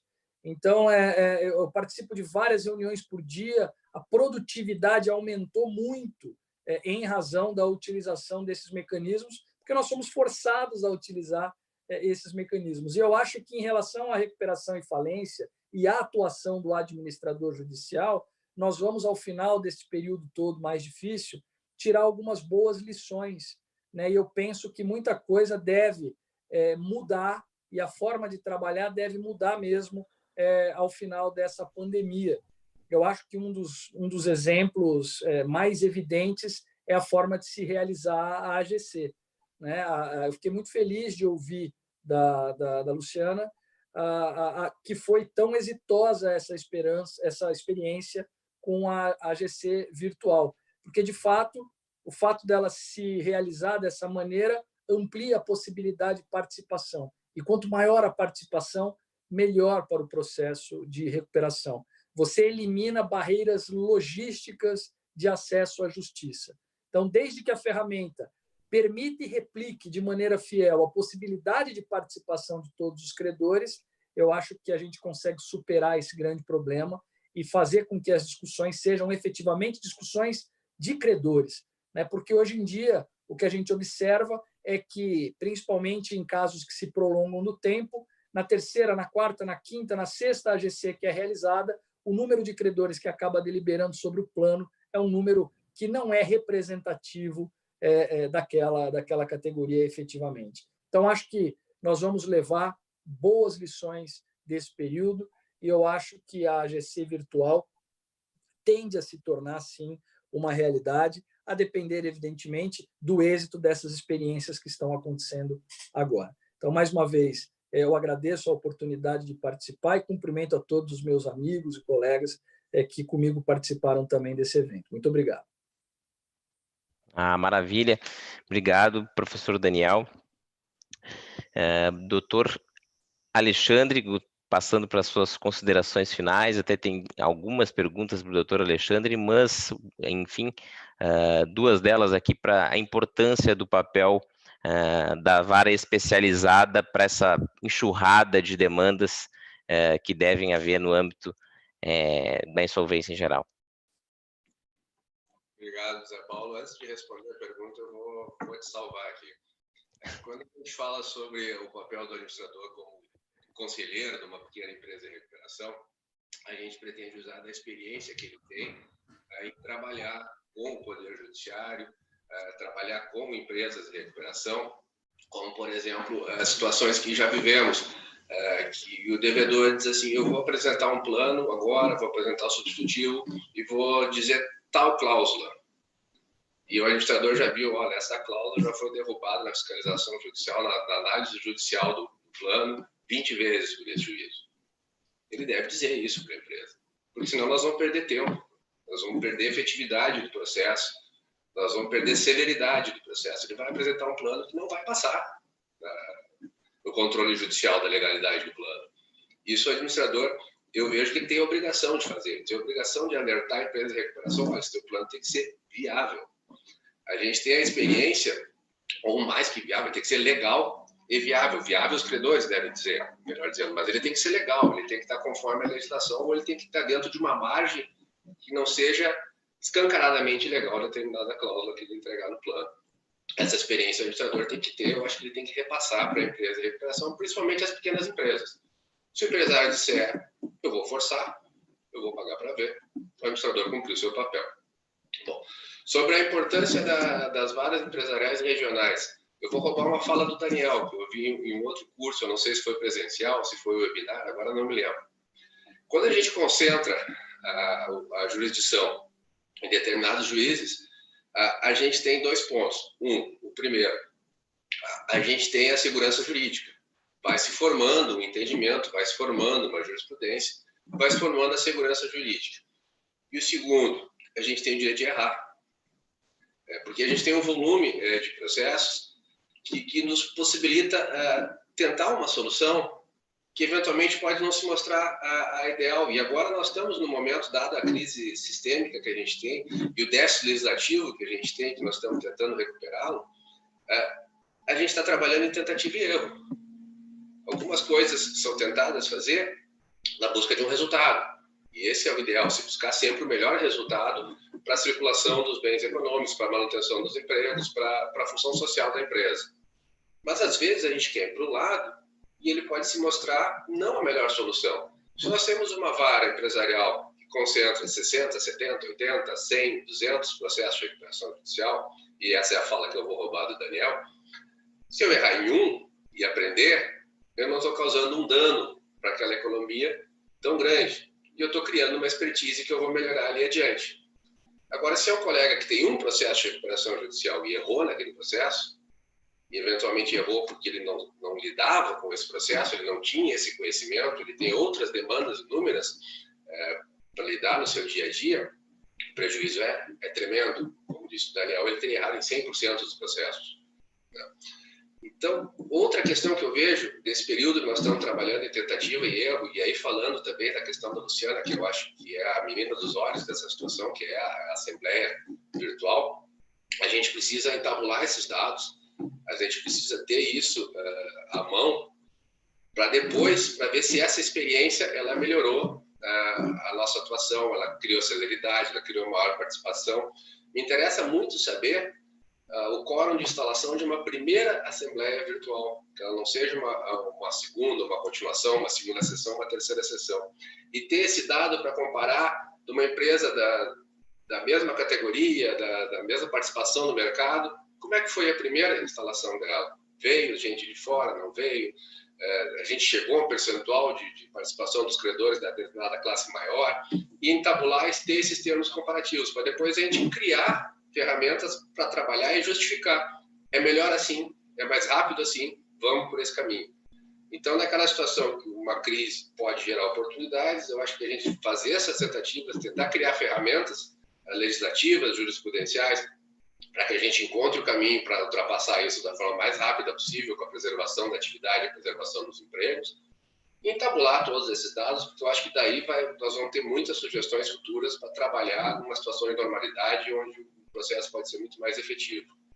Obrigado, agradeço aos colegas por terem me ouvido, agradeço o pessoal que ouviu pelos aplicativos, pelas plataformas. Foi um prazer estar aqui com vocês.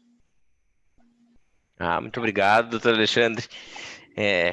Com certeza sairemos diferentes dessa pandemia, todos nós.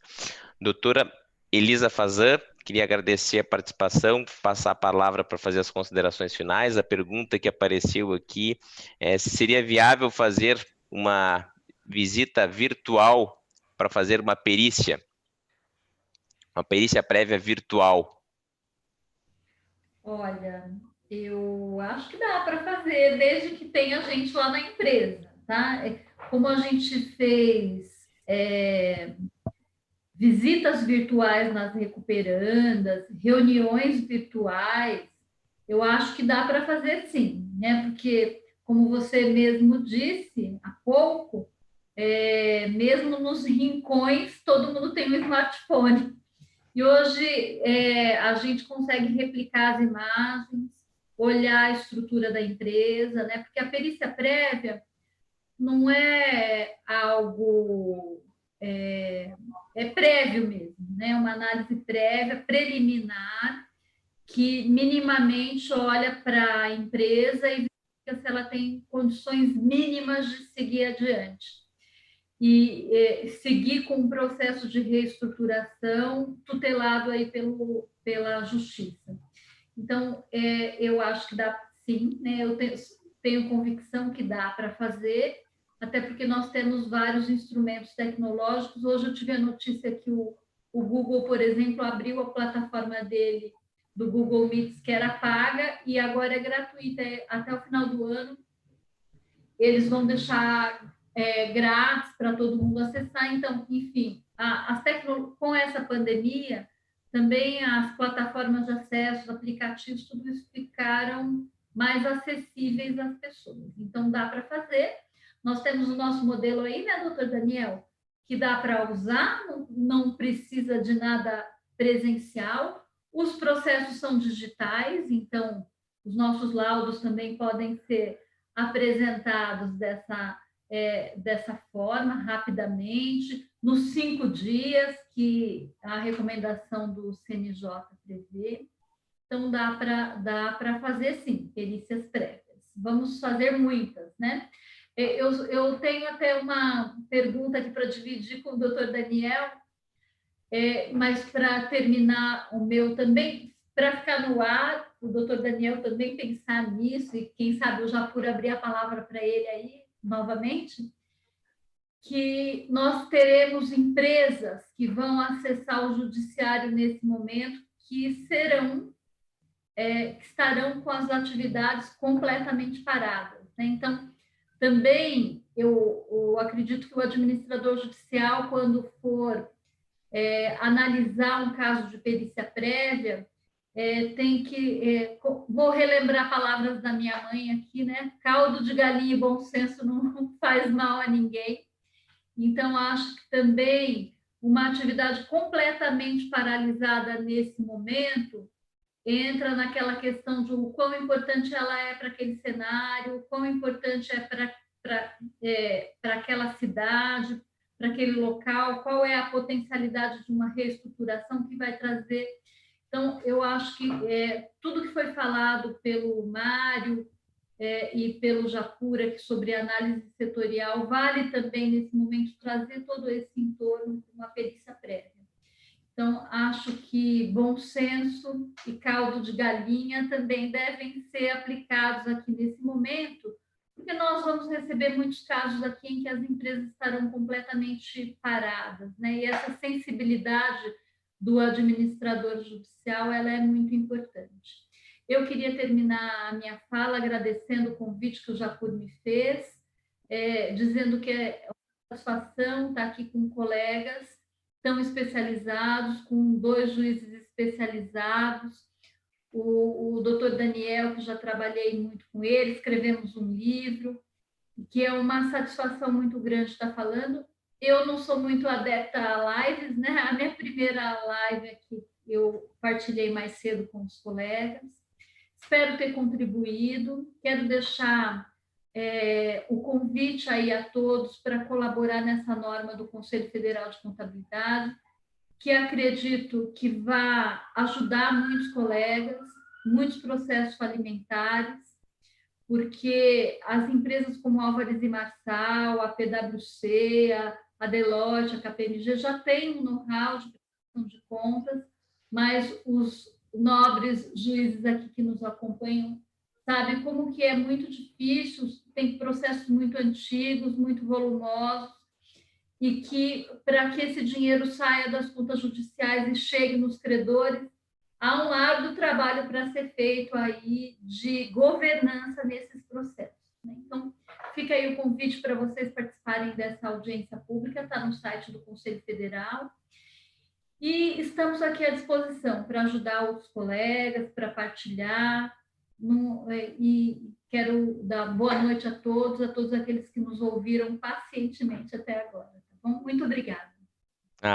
Muito obrigado, doutora Elisa. Eu até coloquei no modo galeria, o professor Daniel estava mostrando o livro enquanto você falava. Enfim, para a doutora Luciana, tem uma pergunta aqui: como foi que a Álvares atendeu determinação do juízo no sentido de dar ciência aos credores sobre a AGC virtual?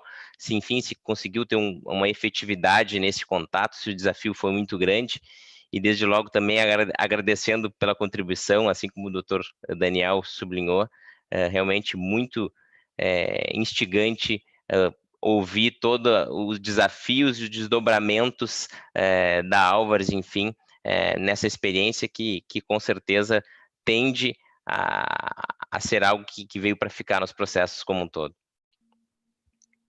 Bom, agradeço então novamente, José Paulo, pelo convite, pela insistência no convite, muito obrigada. Agradeço aí a todos os meus colegas que participaram dessa live aqui comigo, né? Alguns eu não conheço, outros eu conheci aqui, foi um prazer estar aqui com vocês. Já agradeço de antemão a todos que estão nos acompanhando, né? Todos os nossos ouvintes, também pela paciência, os que ficaram até agora. E respondendo a pergunta, como é que a gente fez para dar ciência aos credores? Bom, primeiro a gente teve o cuidado de fazer uma petição detalhando passo a passo, né? Mas mesmo com a petição no processo, a gente pensou, bom, no final das contas, os prazos não estão correndo, então, de repente, nem todo mundo está acompanhando o processo. Então, de novo, eu tinha um ponto de atenção. O que eu vou fazer? Eu tenho a relação dos credores, eu tenho os endereços, telefones e tudo mais. Vamos ligar para todos esses credores. Ligamos para os credores, falamos com todos os credores, depois preparamos um e-mail com um vídeo explicativo da ferramenta, mandamos o e-mail com um vídeo explicando, então você tinha tanto as explicações da própria plataforma, mas nós fizemos um outro formato de explicação, encaminhamos os e-mails para todos esses credores e, efetivamente, quem não participou foi por opção própria. Ele respondeu o e-mail dizendo, eu não tenho interesse em participar dessa assembleia porque não vai ter votação. Vai ter apenas uma exposição e, para mim, o plano já está ok. E ficamos com tudo isso registrado. Tanto que, numa dessas assembleias, por exemplo, do total de credores que compõem o quórum de instalação, cerca de 97% participaram. Os únicos 3 credores que não participaram foi por opção própria. Eles retornaram dizendo, obrigado pelo convite via plataforma, mas eu não vou participar dessa assembleia. Né? E até respondendo uma colocação que o doutor Alexandre fez, né? Como é que seria numa situação de instalação? Eu vou me deparar com uma situação dessa amanhã. E, novamente, qual é o segredo da ferramenta? É você realmente sair do comodismo e ir para frente. Então, eu tenho a relação dos credores aptos a participarem dessa assembleia. Eu ligo para eles. Entro em contato com eles, eu já tenho o cadastro deles, mando um e-mail e, de novo, quem não quer participar, ele vai me responder dizendo, olha, eu não tenho interesse em participar, porque para mim o plano já está ok, a mudança não tem nada o que fazer. Então, ou seja, é uma opção. E mesmo para essa assembleia de amanhã, dos credores, de novo, a gente está com um quórum de confirmação, vamos dizer assim, mas eu tenho um quórum de confirmação de 97%. 2 credores apenas disseram que não tem interesse, não é por questões tecnológicas, porque a gente conversa, explica, não. É porque, como é uma revisão do plano, ele disse que, bom, como essa revisão não vai afetar a mim, na minha classe, eu não tenho interesse, então não vou participar. Ou seja, a questão é, você está apresentando uma ferramenta nova, né? Então, você tem toda aquela situação das mudanças que são impostas para você enquanto pessoa, as mudanças pessoais, e você tem que dar um andamento para o seu lado profissional, para suas ações. Então, você tem que trabalhar com as pessoas. Você tem que chegar nas pessoas e realmente dizer para elas, vencer essa barreira de que esta ferramenta nova não é um monstro. Foi exatamente o que o doutor Daniel falou. Há um tempo atrás, nenhum de nós aqui usávamos tantas plataformas de conexão como existem hoje. Tem um monte de plataformas. A questão é você ver a que melhor vai se adaptar à sua necessidade, que essa foi a nossa procura inicial. E aí é vencer barreiras. E você só vence barreiras se você se põe à disposição das pessoas. E é isso que a gente fez. Então, como é que eu dei cumprimento? Muito simples. Primeiro, petição no processo. Ah, mas ninguém está vendo o processo? Liga. Liguei. Falei com todos os credores. Para ter certeza que a ligação não foi em vão, mandei um e-mail e pedi resposta. E tive a resposta. E aí você fecha o círculo. Quem não foi, efetivamente, é porque não queria realmente participar do debate, né? Então, é isso. É estar, assim, com um espírito realmente para quebrar um paradigma. Você tinha uma situação que existia e que ela vai mudar, com certeza. Que era isso. Espero ter respondido. Com certeza, muito legal. É realmente essa efetividade. É pegar o telefone, ligar para criador, muda inclusive a dinâmica da assembleia, os planos haverão de ser outros. Não, exato. E às vezes as pessoas elas têm uma preocupação também, às vezes, em dar desculpas. Então, por exemplo, eu tive uma situação, né, que o representante falou: ah, mas aí como é que vai pegar a procuração? Eu falei: mas doutor, o processo já é digital, o senhor liga e pede a procuração e ele me manda por e-mail, né? Então, às vezes as pessoas põem barreiras que nem existem, e numa conversa você vai rompendo essas barreiras. Com certeza, com certeza. Agradecendo também o Mário da PwC, chegou aqui a importância da análise do fluxo de caixa nos pedidos de suspensão de pagamento de plano, que com certeza vão ser muito constantes, estão sendo constantes e serão pelo próximo período.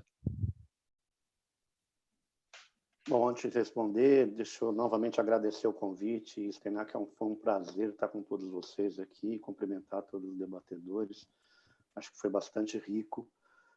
Eu acho que não só em eventos dessa natureza, mas eu acho que esse momento vai fazer e deve fazer também com que nós, administradores judiciais, trocamos muitas experiências. Eu acho que cada um está vivenciando coisas distintas, cenários distintos, e acho que em prol do que em benefício dos processos, acho que os administradores judiciais têm muito a trocar experiência entre si. Mais uma vez, muito obrigado, foi um prazer estar aqui com vocês. E respondendo a pergunta que foi feita, é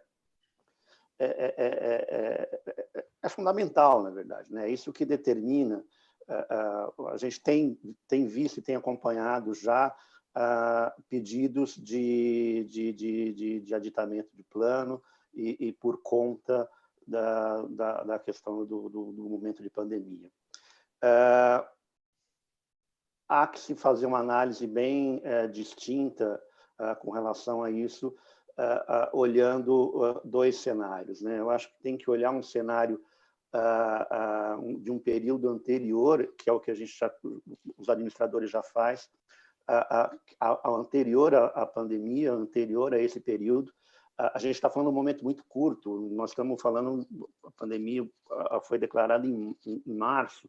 Então, olhar preditivamente esses períodos anteriores, que isso já há uma demonstração, ali já tem informações de eventuais a possibilidade de problemas poderiam ter ou não, né? Como é que já veria o comportamento da companhia período de pandemia. E no pós ou durante, né, o período de pandemia, é fundamental a gente se olhar essa questão do impacto do caixa, do impacto do fluxo de caixa, de capital de giro, dentro de uma análise específica da Recuperando, mas também do setor que ela está vivendo. Eu acho que, como o exemplo que eu utilizei, existem comportamentos diferentes, existem impactos diferentes, e tem que se olhar com bastante tranquilidade se aquilo que está sendo reputado efetivamente como um impacto relacionado à pandemia, a esse período, ele pode ter tido origem num momento pré e efetivamente, obviamente, ter sido complicado com isso, ou eventualmente já pode ter sido até uma tendência anterior a isso, que veio, obviamente, desaguar num momento como esse agora. Mas hoje o caixa é algo que tem que ser olhado diariamente e tem que ser gerido assim com bastante rigidez e com bastante atenção. Maravilha.